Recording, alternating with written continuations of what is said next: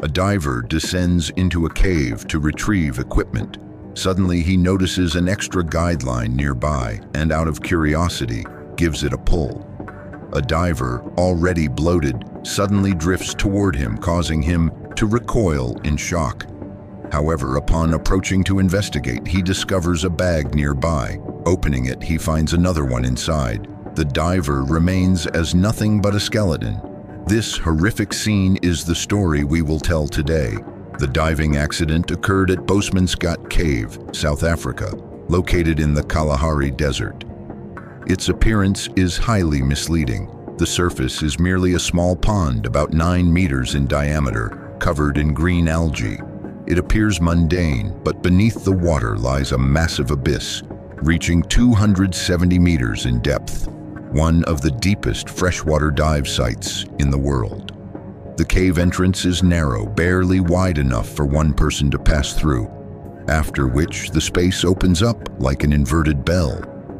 Inside the cave, there is absolutely no light, and water temperatures remain low year-round. Due to the extreme depth of 270 meters, the difficulty of the decompression process is equivalent to 339 meters below sea level, far exceeding human deep diving limits. Combined with extremely low visibility at the bottom and immense water pressure, this place became a challenge that made countless diving enthusiasts fearful. On December 17, 1994, a 20-year-old South African diver named Deon Dreyer dived here. While surfacing at a depth of 50 meters, he suddenly lost consciousness and sank to the cave floor. Due to technical limitations at the time, his body could not be recovered. His parents erected a sign with his name at the cave entrance in the hope that their son's soul would return home, until the arrival of Dave brought new hope to this family. Dave Shaw was born in 1954 in Australia. Since 1989, he had worked for Cathay Pacific Airways in Hong Kong. At the age of 45, Dave was introduced to diving in the Philippines, and from then on, he was hooked. By 2004, he had completed over 300 dives. Thanks to his exceptional ability, he quickly became famous in the deep diving community, setting many world records. On October 28, 2004, he and his deep diving companion Don Shirley challenged the Boesmansgat Cave to break 4 world records at a depth of 270 meters. They unexpectedly discovered a diver sadly buried in the mud. Deon was also a father's son. Dave understood that pain, so he sought out Deon's parents and promised that he would definitely bring their son home. To fulfill his promise, Dave poured all his energy into preparing for the recovery mission.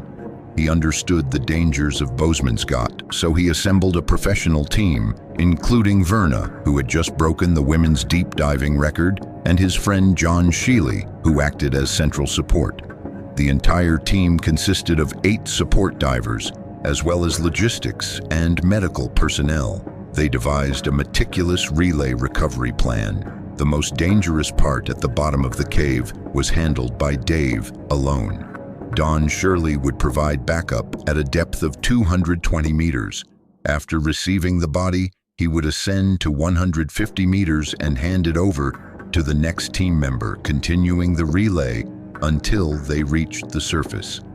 The entire process strictly followed decompression procedures to avoid the dangerous bends. Before beginning, Dave held a meeting with all members and clearly stated that everyone's life is the most important thing. If I don't come up on time, do not rescue me. Better one person dies than 2. Therefore, his wife personally sewed a specialized bag. Dave also practiced the action of putting the body into the bag many times, attempting to complete the task within the short time allowed at the bottom of the cave. On January 8, 2005, the recovery mission officially began. Dave carried a specialized rebreather set. He slowly descended along the pre-installed guideline in the pitch-black cave. Only the beam from his helmet light pierced through in flickering rays. Just over 10 minutes later, he successfully reached the cave floor at a depth of 270 meters and found the exact body of Deon buried in the silt. Just like the state he had discovered it in previously, The exposed hands and head were nothing more than dry bones. According to the plan, he needed to quickly place the body into the bag. Dave quickly brushed away the layer of mud on the body. However, right at that moment, an unexpected accident occurred. No one had predicted that due to the oxygen-deprived environment and high pressure for 10 years underwater, the fat in Dion's body had been hydrolyzed by anaerobic bacteria and converted into a water-insoluble wax. This type of wax not only has a lower density than water, but also retains a large amount of gas inside, creating significant buoyancy, causing Dion's body to suddenly float up. Dave, who was completely unprepared, was pulled by this sudden force. He lost his balance, and even more dangerously, the line on the body immediately tangled into the guideline tied to his person, binding his body tightly. Because Dave was using a closed-circuit rebreather, the amount of carbon dioxide exhaled exceeded the absorption limit of the canister, causing him to continuously inhale a high concentration of carbon dioxide, resulting in hypercapnia. Under the dual impact of nitrogen narcosis and carbon dioxide poisoning, Dave's consciousness quickly faded. He suffered from dizziness, rapid breathing, and other symptoms, and his judgment and ability to act decreased significantly. He could not clearly distinguish the position of the tangled lines. Although he was holding scissors in his hand, he could not cut the line accurately. He tried to struggle, but every time he struggled, the lines tightened even further. His oxygen consumption rate increased rapidly. His movements became increasingly sluggish. Finally, due to lack of oxygen, Dave quickly went silent. Meanwhile, Don Shirley was diving down according to the plan. He initially predicted that he would soon meet Dave ascending. However, after reaching a depth of 220 meters, he still did not see a trace of Dave. The pre-arranged time had long passed. Don Shirley looked down into the pitch-black abyss below. His anxiety grew stronger. He remembered Dave's advice before the dive. "Do not rescue me." Reason told him to immediately decompress and ascend to save his own life. Violating decompression procedures would only put himself in danger, but their deep, years-long friendship made it impossible for him to stand by and watch his best friend fall into despair. Finally, emotion triumphed over reason. Don Shirley determinedly dived deeper to try to find Dave. However, for every meter Don Shirley dived, the water pressure increased violently and the danger multiplied. When he dived to a depth of 250 meters, the immense water pressure suddenly crushed his rebreather, and the equipment could not provide air normally. He knew that continuing to dive deeper would not help Dave, and would only put himself in a desperate situation. Exhausted, he had no choice but to give up the search and begin decompressing to ascend. Because he had dived more than 30 meters deeper and the ascent rate was forced to be faster, Don Shirley began to show severe symptoms of decompression sickness, headaches, dizziness, and incessant vomiting. His body had almost reached its limit. Meanwhile, the third team of comrades acting as support at a depth of 150 meters also did not see a trace of Don Shirley or Dave. They vaguely saw lights below, but could not identify who it was. According to regulations, after waiting for a period of time, restricted by gas reserves and safety protocols, they had no choice but to give up and start returning. On the way up, they met other teammates and reported the abnormal situation below. The relevant information was quickly transmitted to the surface via a slate. The surface commander, Werner Vanskesh, upon hearing the news, immediately overturned the planned diving schedule and urgently sent a member of the fifth team, Stephen, to dive down and check the situation. Stephen passed those who were decompressing at a depth of 80 meters underwater and met the struggling Don Shirley. Don Shirley used a trembling hand to write on the slate, "Dave will not return."